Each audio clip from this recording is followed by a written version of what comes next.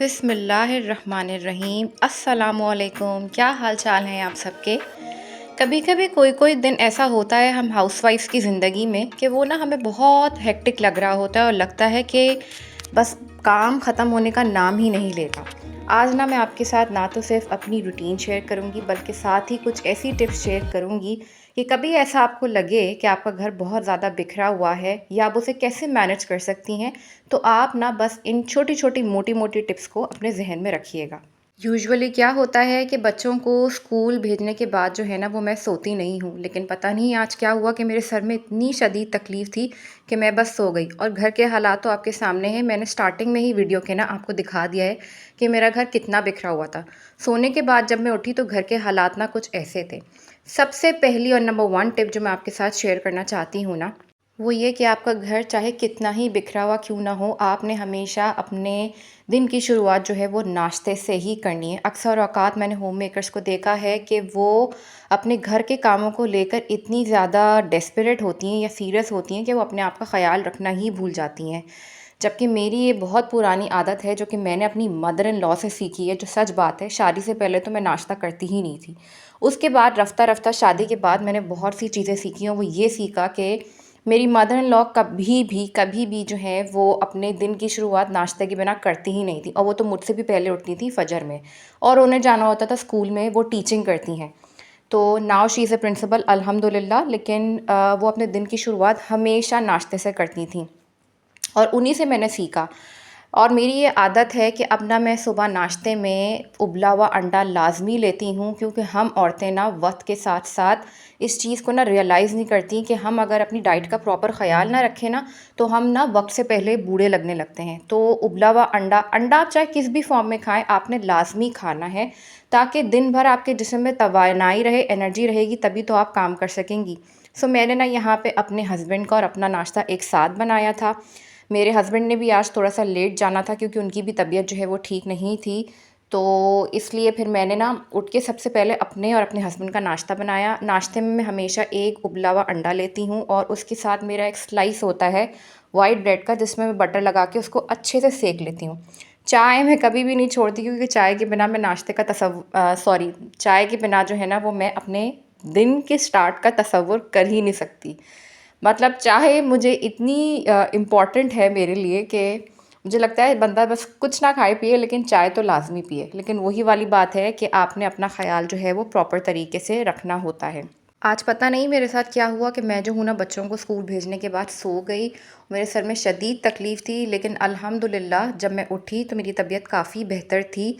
और कभी कभी ना सिर्फ भूख की वजह से आपके सर में दर्द नहीं हो रहा होता, बल्कि वैसे ही आप थके हुए होते हैं। तो मैं ना मेंटली बहुत एग्जॉस्ट हुई हुई थी। टिप नंबर 2, हमारा घर अक्सर हमें इतना ज़्यादा बिखरा हुआ लग रहा होता है, हेक्टिक लग रहा होता है वो दिन हमें, कि हमें समझ ही नहीं आ रही होती कि हम ना काम कहाँ से स्टार्ट करें। तो यहाँ पे मैं देती हूँ आपको टिप नंबर 2। जब मेरे साथ ऐसा होता है ना तो मैं हमेशा मोटे मोटे काम करती हूँ, मतलब कि जो मेन काम होते हैं। अब जैसे कि मेरा ये जो इलेक्ट्रिक स्टोव है ना, ये बहुत दिनों से मैंने इसकी सफाई नहीं की थी। तो मैंने सोचा इस पर ना पहले जिफ की क्रीम लगा के इसको छोड़ देती हूँ, क्योंकि इसको 10 मिनट छोड़ना होता है। In the mean while tip number 3 जो कि मैं आपके साथ शेयर करी हूँ वो ये कि अपने टाइम को ज़ाया ना होने दें। अब मैं 10 मिनट का इंतज़ार करती, ऑलरेडी मेरा टाइम जो है वो इतना ज़्यादा पास आउट हो चुका था क्योंकि मैं सो गई थी और मुझे बहुत कम टाइम में चीज़ों को मैनेज करना था। तो मैंने क्या किया कि सोचा कि जब तक ये हो रहा है, चूल्हे पे 10 मिनट लगते हैं क्रीम को अपना काम करने में, तो मैं जो हूँ ना आटा गूँध लेती हूँ। अब आटे की बाल्टी जब निकाली तो उसमें आटा था ही नहीं, जो थोड़ा बहुत था ना वो तो मैंने निकाल लिया था गूँधने के लिए। फिर उसके बाद मैंने नया थैला खोल के उसके अंदर ये आटा डाला। अच्छा, ये जो आटे की बाल्टी है ना, मैंने 1 हफ़्ता पहले ही इसको धो के रखा था, तो अल्हम्दुलिल्लाह ये ना साफ़ थी। इस तरह ना मैं अक्सर करती हूँ कि मतलब 10-15 दिन में ना चावल की और आटे की बाल्टी ना धो लेती हूँ, ताकि दिल को इत्मीनान रहे कि किसी गंदी चीज़ में तो हम अपने खाने पीने की चीज़ों को तो नहीं रख रहे ना। अच्छा, बहुत से घरों में ना सिर्फ़ आटे को नमक और पानी के साथ गूँधा जाता है, मैं ऐसा बिल्कुल भी नहीं करती। ये वाली टिप भी ना मैंने अपनी सास से ही सीखी है कि आटा गूँधते वक़्त ना उसमें थोड़ा-सा ऑयल और नमक डाल दिया जाए और साथ में 1 या 2 टीस्पून जो है दही डाल दिया जाए, तो आटा बहुत ही सॉफ्ट गूँधता है और रोटी बिल्कुल भी अकड़ी हुई नहीं होती। इस वक़्त ना मेरे पास दही अवेलेबल नहीं था, तो मैंने सिर्फ़ नमक और तेल से ही काम चलाया। उसके बाद ना पानी से इसको मिक्स करके मैंने छोड़ दिया था, क्योंकि आटे को ना अगर 10-15 मिनट के लिए छोड़ दो मिक्स करने के बाद, तो ज़्यादा मुक्की लगाने में ना आपकी इतनी एनर्जी नहीं लगती। उतनी देर में जो है ना ये जो चूल्हा है मैंने इसको अच्छे तरीके से साफ़ कर दिया था, क्योंकि 10-15 मिनट तो मुझे वैसे ही आटा गूँथने में और बाल्टी वगैरह में दोबारा से नया आटा डालने में जो है ना टाइम लग गया था। चूल्हा साफ़ करने के बाद जो है वो दोबारा से मैंने आटे को मुक्की लगाई, और आप देखें मैंने आपके सामने मुक्की लगाई है, मेरी कोई इतनी एफ़र्ट लगी ही नहीं। बस आटे को ना अच्छे लॉन्ग ड्यूरेशन चलाने के लिए ये ज़रूरी है कि आप या तो इसको कांच के बर्तन में रखें या फिर स्टील के बर्तन में रखें, और उसको ना कवर करके रखें। खुला रखेंगी तो फ्रिज की रेज़ बड़ी डेंजरस होती हैं। चूल्हा और आटा वगैरह गूँथने के बाद जो है ना वो मैं आ गई थी खाना पकाने की तरफ। आपका घर चाहे लाख बिखरा हुआ कितना ही क्यों ना हो, हमेशा याद रखें कि आपने पहले खाने की फ़िक्र करनी है, क्योंकि आपके बच्चे जब स्कूल से आएंगे तो वो क्या खाएंगे, और आपको भी तो खाना खाना है ना। तो इसीलिए मैंने आपको वही बताया कि आपने ना पहले मेन काम करने मोटे मोटे, ये कमरों को समेटना, डस्टिंग करना, ये सब साइड के काम हैं छोटे मोटे। जो मेन काम है ना वो यही होते हैं, खाना पकाना, रोटी का देखना, आटा गूँथना, खाने की तैयारी करना, ये सब मोटे मोटे काम होते हैं। तो चिकन को जो है ना मैंने अच्छे तरीके से धो दिया था, और यहाँ पे जो चिकन है ना वो पैकेट में मिलती है, ऐसे लूज़ थैली में नहीं मिलती। यहाँ पे जो है 1.3 केजी इस तरह से चिकन मिलती है। मैं यहाँ पे ना आपके साथ बड़ी ज़बरदस्त निहारी की रेसिपी शेयर करी हूँ, जो कि कम टाइम में आप बहुत अच्छे से बना सकती हैं। अगर आपके पास काम ज़्यादा है करने के लिए और खाना पकाने पे आप इतना अपना ज़्यादा वक्त जो है वो ख़र्च नहीं कर सकती, तो ये रेसिपी ट्राई कीजिएगा निहारी की। इसके लिए ना मैंने क्या किया कि जो प्याज है ना वो थोड़ी सी ज़्यादा कट करके रख ली थी। क्यों कट करके रखी वो मैं आपको आगे चल के बताऊँगी।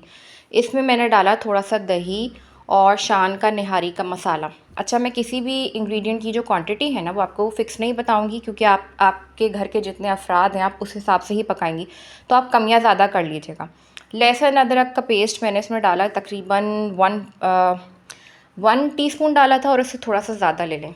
इसके बाद मैंने इसमें कुछ सूखे मसाले डाले, नमक डाला, साथ में ज़ीरा डाला, कोरिएंडर पाउडर डाला, कश्मीरी लाल मिर्च डाली। कश्मीरी लाल मिर्च डालने से ना बड़ा प्यारा कलर आता है, तो आप लोग ज़रूर डाल के देखिएगा।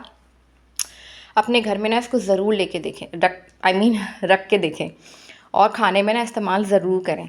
इसके बाद मैंने इसमें पिसी लाल मिर्च डाली और थोड़ी सी हल्दी। यही सारे मसाले जो हैं वो रोज़ाना हम अपने खानों में डालते हैं, लेकिन इनको बस डालने का जो तरीका है ना वो थोड़ा सा डिफरेंट होता है। मसाले सारे यही होते हैं, लेकिन प्रोसीजर हमारा कुकिंग का अलग होता है। इन सब चीज़ों को डालने के बाद मैंने ना इनको ब्लेंड करके अच्छे से इनका पेस्ट बना लिया था। उसके बाद मैंने एक पैन में जो है वो थोड़ा सा ऑयल डाला, चिकन ली, और चिकन को हल्का सा जो है ना वो मैंने फ्राई कर लिया था, मतलब इतना कि इसका कलर जो है ना वो चेंज हो जाए, बिल्कुल ऐसे ही जैसे अभी आपको वीडियो में नज़र आ रहा है। बस फिर उसके बाद जो आपने ये पेस्ट बनाया था वो आप इसमें डाल दें। ऐसा करने से ना अक्सर लोग जो निहारी बनाते हैं ना उसमें ना वो अलग से आटा भून के और उसकी लई बनाकर डालते हैं, ताकि सालन जो है ना वो गाढ़ा हो जाए। मैं ऐसा नहीं करती, मेरी ये रेसिपी है ही ऐसी कि अगर आप इसको एज़ इट इज़ फॉलो कर लेंगे ना तो जो निहारी की थिकनेस होती है वो खुद ब खुद उसमें क्रिएट हो जाएगी, क्योंकि आपने इसमें दही डाला हुआ है। अच्छा, सालन को चढ़ाने के बाद मैंने जो है वो रोटियां बना ली थी। मेरे जो है वो 2 बेटे हैं अल्हम्दुलिल्लाह, और मैं ना हमेशा उनके स्कूल के आने से पहले ही रोटियां जो है वो बना के रख लेती हूँ। और प्लीज़ अब आप में से किसी ने भी यहाँ पे मुझे जज नहीं करना है। मैं पहले भी अपने वीलॉग में बता चुकी हूँ कि अगर आप रोटियों को बनाने के बाद जब ये ठंडा हो जाती है तो फॉइल पेपर में, एलुमिनियम फॉइल जिसे हम कहते हैं, उसमें अगर रैप करके रखेंगी तो कभी भी आपकी रोटी ख़राब नहीं होगी, चाहे कैसा ही मौसम क्यों ना हो, गर्मी हो या सर्दी हो। आपने बस एलुमिनियम फॉइल का इस्तेमाल करना है। एलुमिनियम फॉइल ना थोड़ा सा महंगा होता है, लेकिन अगर आप इसको सही तरीके से इस्तेमाल करें जैसे मैं करती हूँ, मैं ना मैं आपको बताती हूँ कि जैसे ये जो मैं अभी एलुमिनियम फॉइल आपके सामने कट कर रही हूँ ना, ये मैं इसको तकरीबन 2 से 3 दफ़ा यूज़ करूँगी, उसके बाद जाके डिस्कार्ड करूँगी। तो एलुमिनियम फॉइल थोड़ा सा महंगा होता है, लेकिन अगर हम समझदारी से इसको चलाएँ ना तो ये लॉन्ग ड्यूरेशन के लिए चल जाता है। टिप नंबर 5, मुझे ऐसा लगता है being a housewife, being a home maker, कि हमें ना एक प्रॉपर प्लानिंग करने की बहुत ज़्यादा ज़रूरत होती है। मतलब कि नेक्स्ट डे हमें उठ के क्या करना है, अगर पहले से हम अपने दिमाग में सोच के रख लेना तो बड़ी आसानी हो जाती है। तो आज के दिन मेरा घर मेसी तो था, नो डाउट बहुत ज़्यादा गंदा हुआ हुआ था, मुझे मैनेज करने में थोड़ी सी मुश्किल हो रही थी, लेकिन मेरे जहन में वो काम पहले से थे। इसीलिए थोड़ी सी मैं कह सकती हूँ कि 100 में से 30% मुझे मुश्किल हुई और 30% आसानी हुई। इंसान को ना हमेशा पॉजिटिव रहना चाहिए। अच्छा, ये मेन काम करने के बाद जो है ना, मैं बाथरूम की तरफ आ गई थी। और वैसे तो बाथरूम जो है वो मेरा बिल्डिंग का जो केयर टेकर है उसको मैं बुलाती हूँ, वो ही धोता है। असल में सुबह के टाइम पे जो है वो मेरे हस्बैंड और मेरे बच्चे जो हैं वो नहा कर जाते हैं अल्हम्दुलिल्लाह। तो उस वक़्त ना मैं बच्चों को इतना ज़्यादा टोकती नहीं हूँ कि आपने बाथरूम क्यों गंदा किया हुआ है। तो इसलिए ना मैं उनके जाने के बाद ये सारी क्लीनिंग खुद ही कर लेती हूँ। थोड़ा-सा बस वाइपर लगाना होता है, और ये मेरे बेटे का वॉशरूम है, वो इतना भी बड़ा नहीं है, तो थोड़ा-सा ना उसका वॉश बेसिन गंदा होता है, उसको मैं क्लीन कर देती हूँ। तो ये छोटी-छोटी चीज़ें होती हैं। अच्छा, ये वाले जो मेरे करने के काम हैं ना, ये साइट के काम हैं। जो मेरे मेन काम थे ना, वो मैं सारे कर चुकी हूँ अल्हम्दुलिल्लाह। जैसे कि रोटी पकाना, आटा गूँदना, खाना पकाना, ये सब काम मैं कर चुकी हूँ। अब मैं ना बिल्कुल टेंशन फ्री हो चुकी थी और रिलैक्स हो गई थी। बाथरूम वगैरह साफ़ करने के बाद जो है मैं आ गई थी अपने रूम में। ये वाला हमारे अपार्टमेंट का मास्टर बेडरूम है, और हम रहते हैं 2 BHK में। 2 BHK का मतलब होता है 2 बेडरूम, हॉल एंड किचन। तो हमारे पास ना 2 बेडरूम है। एक ये मास्टर बेडरूम है जो कि मेरा है और मेरे हस्बैंड का है। इसके अलावा आगे चल के मैं अपने बच्चों का भी रूम आपको दिखाऊंगी। अभी फ़िलहाल ना मैं अपने रूम की सफाई करी थी, मैंने कहा यहाँ से स्टार्ट करती हूँ, क्योंकि ना दोपहर के टाइम पे मैं अपने बच्चों को अपने पास ही सुलाती हूँ, उधर उस तरफ नहीं सुलाती उनके कमरे में। बस माँ होना एक आदत बनी हुई है। तो रात के टाइम पे मैं बेशक उन्हें सुला देती हूँ, लेकिन दिन के टाइम पे मैं कहती हूँ कि मेरे कमरे में ही सो अपना कमरा जो है ना वो साफ़ तकरीबन मैंने कर लिया था। अच्छा, ये भी मेरे रूम का एक हिस्सा है, कभी इंशाल्लाह आपको फुल टूर दिखाऊंगी। लेकिन ये भी काफ़ी हद तक बिखरा हुआ था। सुबह बच्चे स्कूल जाते हैं ना, तो जब अपने कपड़े उतारते हैं तो इधर ही डाल देते हैं, मैं भी डाल देती हूँ। तो ये सारे ना अभी मैं इकट्ठे कर रही थी मैले कपड़े। ये जो मैले कपड़े हैं इनको जाके फिर मैंने लॉन्ड्री की बास्केट में डाला, और लॉन्ड्री बास्केट और ये जो कपड़े सुखाने का सिस्टम है ना, मैंने अपने बच्चों के रूम में लगाया हुआ है, क्योंकि यहाँ पे ना आप इस तरह से बाहर गैलरी में कपड़े लटका नहीं सकते, क्योंकि आपको बहुत बड़ा फ़ाइन देना पड़ता है फिर। तो इसलिए घरों के अंदर ही लोग ना अपने कपड़े सुखाते हैं। ये बच्चों का ना रूम है, और इस ये जो है टॉय स्टोरेज बॉक्स है, इसको ना मैं ठीक तरीके से सेट कर रही थी, क्योंकि बच्चे जो हैं वो खेलते हैं तो इधर उधर डाल देते हैं। स्पेशली जो मेरा छोटा वाला है ना, वो तो 6 साल का है, वो इंतहाई नॉटी है। मैं उसको ज़्यादा टोकती भी नहीं हूँ, क्योंकि यही उसकी खेलने की उम्र है। सो ये जो टॉयज़ वगैरह थे ना, मैंने इनको ठीक से अरेंज करके रखा स्टोरेज रैक के अंदर। और उसके बाद जो है ना, मैंने कपड़ों की तह लगाई। जो कपड़े मैंने लास्ट नाइट धो के रखे थे ना, वो सूख गए थे। अच्छा, आपको ना एक बड़ी इम्पॉर्टेंट बात बताने लगी हूँ। आपने ना घर के काम जब स्टार्ट करने हैं, तो बीच बीच में जितनी जितनी दफ़ा आपको याद आए ना, आपने पढ़ना है हस्बुनल्लाहु व निअमल वकील। इसका मतलब होता है मेरे लिए मेरा अल्लाह ही काफ़ी है। इसको आप जितनी दफ़ा भी पढ़ेंगी ना, और जिस भी नीयत से पढ़ेंगी, मैं तो इस नीयत से पढ़ती हूँ कि अल्लाह मेरे कामों में मेरे लिए आसानी कर दे। तो लिटरली आप यकीन करें, गैब से मदद होती है और आपको एक रूहानी और एक जिस्मानी सुकून मिलता है। तो कभी ना आप ये करके देखिएगा। जितनी देर मैंने अपने घर के ये काम मैनेज किए हैं ना, उतनी देर तक जब जब मुझे याद आया मैं ये पढ़ती रही। और आप यकीन करें, ये आज का तो व्लॉग नहीं है, ज़ाहिर है मैंने 3-4 दिन पहले रिकॉर्ड किया था। मैं आपको बता नहीं सकती कि इसको पढ़ने से कितनी रूहानी और जिस्मानी जो है ना, आपको सुकून महसूस होता है। तो अगर कभी घर के काम ज़्यादा लगे ना, या वैसे ही आपको तो अल्लाह का नाम लेते ही रहना चाहिए। अगर कभी ऐसा हो, किसी भी नियत या किसी भी रीज़न की वजह से आप इसको पढ़ सकती हैं। यकीन जाने आपको गैब से मदद हासिल होती है। स्पेशली जब हम काम करते करते स्ट्रेस में चले जाते हैं ना, वो स्ट्रेस हमारा ख़त्म हो जाता है। तो आप ना कभी ये करके देखिएगा। एक और इम्पॉर्टेंट टिप, मुझे लगता है कि घर के काम करते करते हम हाउसवाइफ जो है ना, जब हम घर के कामों को मैनेज कर रही होती हैं, तो कहीं ना हम अपने माइंड को ना नेगेटिव वे पे ले जाती हैं। मतलब कि हमें लोगों की कही हुई बातें याद आ रही होती हैं, हमें हादसात याद आ रहे होते हैं, और बहुत सी ऐसी चीज़ें होती हैं कि किसी ने हमें किसी वक्त कुछ कह दिया होता है, तो वो हमारे दिमाग में घूम रहा होता है।